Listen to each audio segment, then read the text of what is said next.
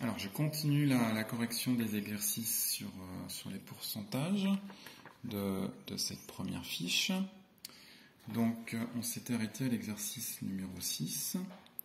Je reprends donc à partir de l'exercice numéro 7.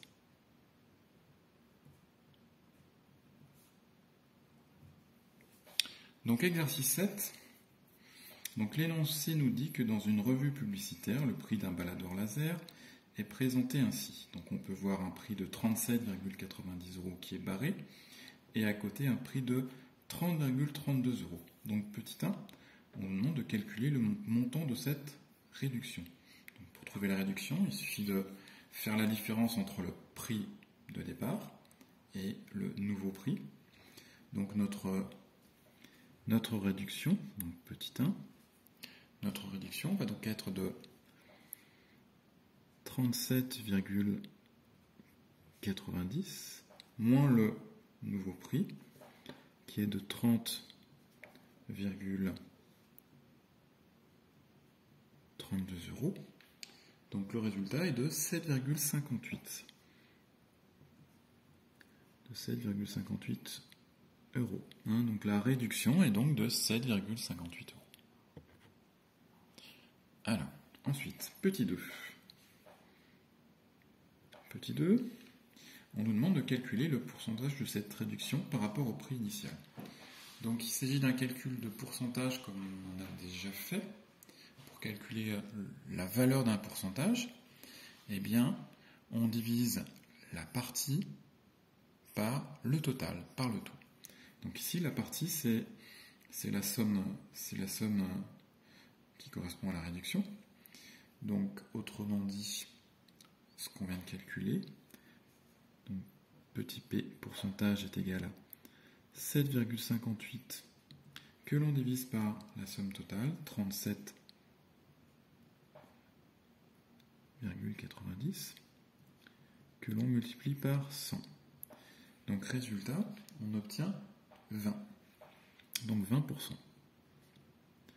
Conclusion, eh bien, la réduction correspond à 20% du prix de départ. Ensuite, exercice numéro 8. Donc, dans l'exercice numéro 8, on nous demande de faire un calcul un petit peu différent. On nous demande de calculer des coefficients multiplicateurs qui correspondent dans le petit 1 à une augmentation et dans le petit 2 à une diminution. Donc, on a affaire à ce qu'on appelle un pourcentage d'évolution. Un pourcentage d'évolution, eh bien, permet de calculer la nouvelle valeur à partir d'un pourcentage qui correspond soit à une augmentation, soit à une diminution. Donc, si on a par exemple un prix qui augmente, eh bien, on a un pourcentage d'évolution. Et on peut trouver un coefficient qui permet de trouver directement le nouveau prix à partir de l'ancien et du pourcentage. Donc si on a, par exemple, une augmentation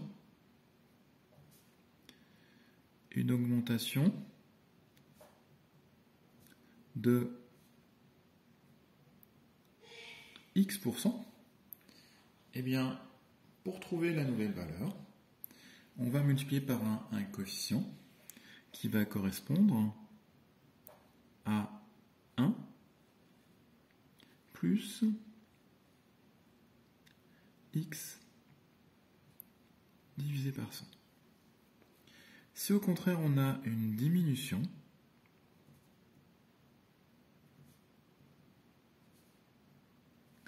de x%, on va devoir, pour trouver la nouvelle valeur, multiplier la valeur de départ par un coefficient qui vaut 1 moins x sur 100. Donc pour éviter toute confusion, on peut mettre entre parenthèses. Donc dans le petit 1,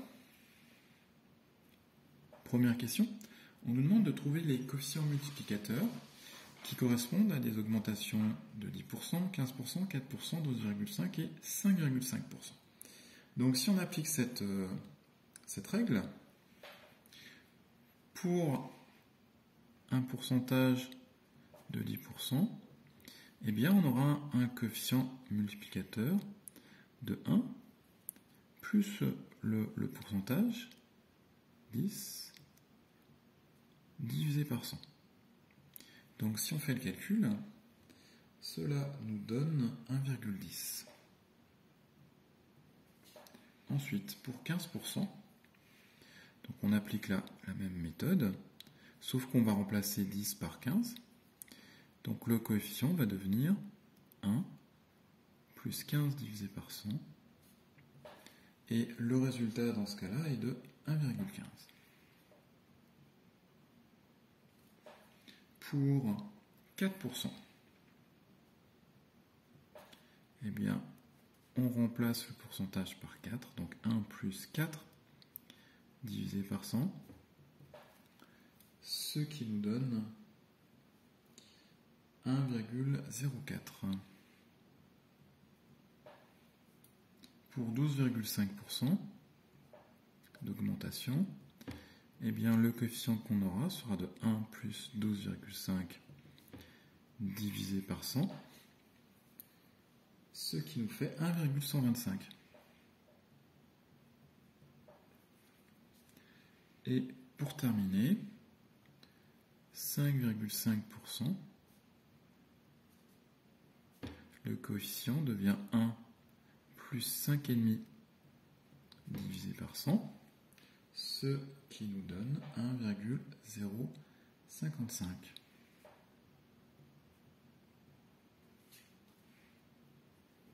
Ensuite, dans le petit 2, cette fois, on doit calculer non plus des augmentations, mais des diminutions. Donc les coefficients qu'on va calculer vont être calculés avec la deuxième relation. Donc par exemple, pour une baisse de 10%, cette fois, le coefficient va être 1 moins 10 divisé par 100. Donc cette fois, ça nous donne un coefficient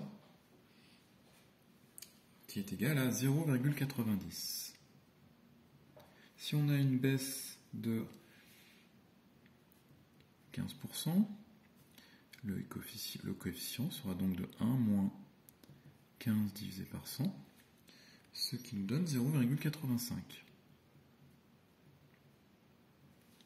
Si on a une diminution de 4%, le coefficient sera de 1 moins 4 divisé par 100, c'est-à-dire 0,96.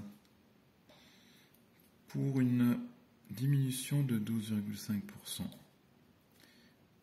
on aura un coefficient de 1 moins 12,5 divisé par 100, ce qui nous donne une valeur de 0,875. Et pour finir, si on a une diminution de 5,5%, eh bien notre coefficient sera de 1 moins 5,5 divisé par 100, ce qui nous donne 0,945. Donc au final, si une grandeur augmente de 10%, pour trouver la nouvelle valeur, on doit multiplier par 1,10. Si on a une valeur qui augmente de 15%, on doit multiplier la valeur de départ par 1,15 pour trouver la nouvelle valeur, etc. Et pour les diminutions, si on a une diminution d'une valeur de 10%, on trouve la nouvelle valeur en multipliant par 0,90. Si on a une baisse de 15%, on trouve la nouvelle valeur en multipliant par 0,85, etc.